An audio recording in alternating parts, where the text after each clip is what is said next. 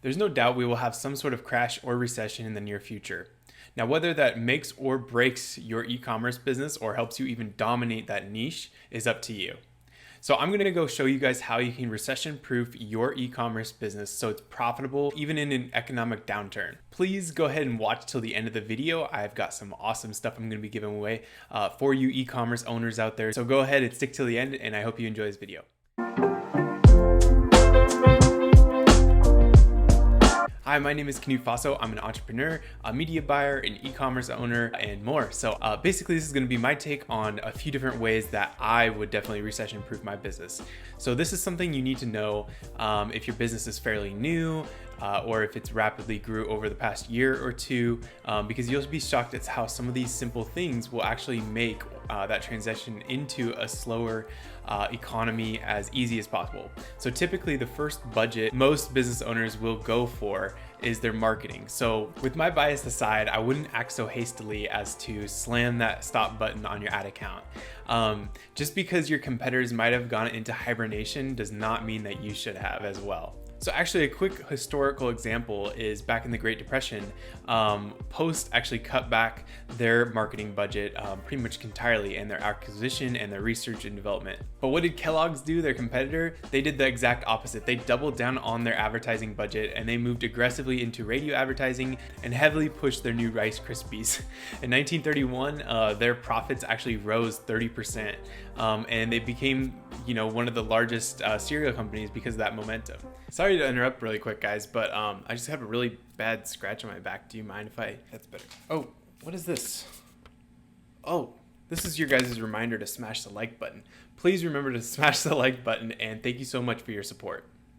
So right now you're probably just plugging away your business as usual, but if that time comes, you're really gonna have to dial in exactly what makes your brand unique. And hopefully you've kind of already figured that out. What makes your brand, what makes your business unique to others and exclusive is really what's gonna be the factor in having your customers keep coming back to you and really establishing that loyalty.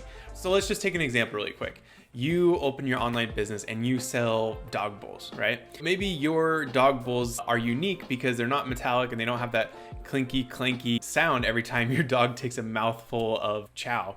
So basically I would say just make sure you have that unique mindset about what your brand really encompasses. Because if you guys have something that isn't necessarily unique, that's okay, but you got to be able to offer it at a better price than the competitors. Because now at these times, people are going to be more thrifty than ever, because we actually saw that in the last recession as well. Ever since '08, ever since the dot-com bubble, the first one, people have been more and more thrifty than ever before. So we're going to see that continued trend, and people are really going to be able to want to find that good deal. However, there's always going to be a percentage of people who, for example, are really interested in your product because of its exclusivity. Maybe not just the fact that it has another value, the fact that that dog bowl doesn't have a clinky clanky sound because it's not metallic, but also applies to a certain style, right? So you might have less of those people included in your demographic, but the people who love it are just going to keep coming back for more, and that's really going to fuel your business with capital that you need to survive. Not just survive, but also expand into other areas. So like I said before, make sure that you are actually really factoring in your cash, right? So remember the Kellogg's example, make sure this is your time to shine, guys. This really is the time that you are going to dominate your niche. This is why you want to be cash ready, but you also want to be ready with a plan, a marketing plan that you're ready to go with a solid budget. Because during this time and uncertainty, there's going to be a lot of companies that are like, okay, we're done. We're going to shut down ad budget. We're just going to hibernate. We're just going to come out in a year or 2 or 3 when everything's sunshine rainbows again and people are happy.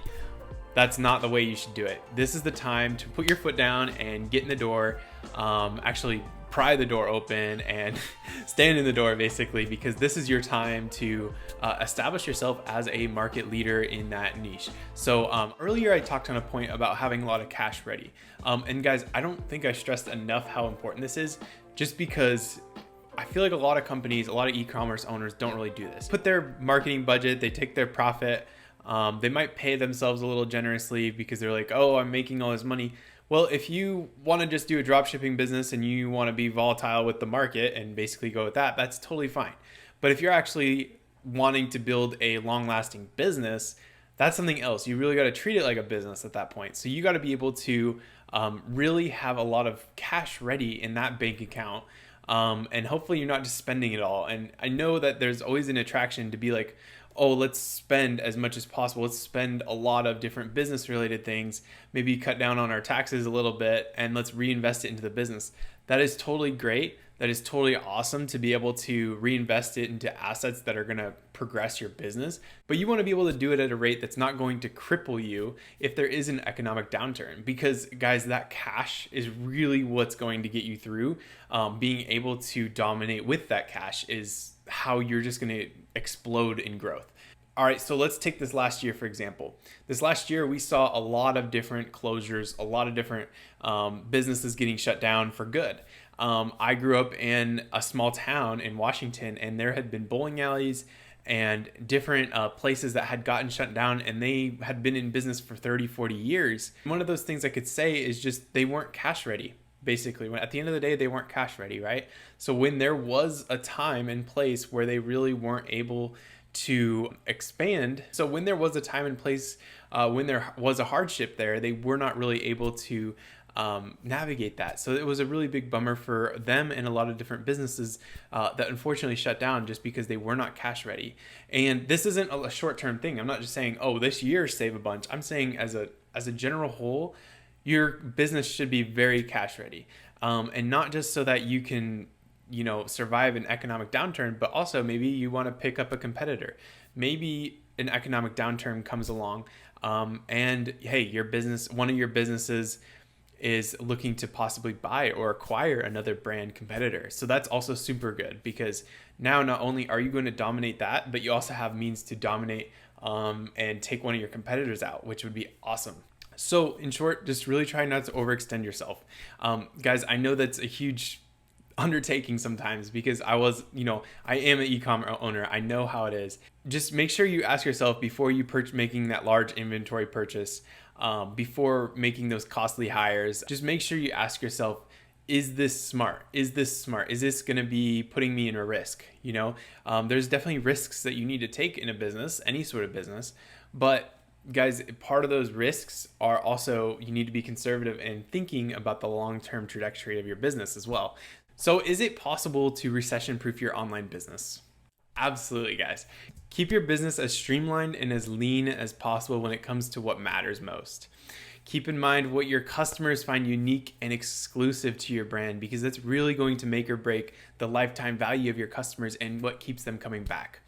Cut out unnecessary spending. Be cash ready, as there's going to be so many opportunities to either acquire other brands, to expand in your marketing efforts, or really just be able to improve your research and development areas of your business. So there you guys have it. Just be ready, because there's going to be a lot of room to dominate in this area when these times do happen. So if you made it to this part of the video, I want you to be very proud of yourself, because hopefully you had learned something, and hopefully you're going to actually take some of these steps. I encourage you really, really to take some of these steps at least towards recession-proofing your business model as much as possible. So go ahead and comment down below #Blitzy if you had made it to this part of the video, and I really, really do hope you enjoyed it. Thank you so much, and I hope you have a great day.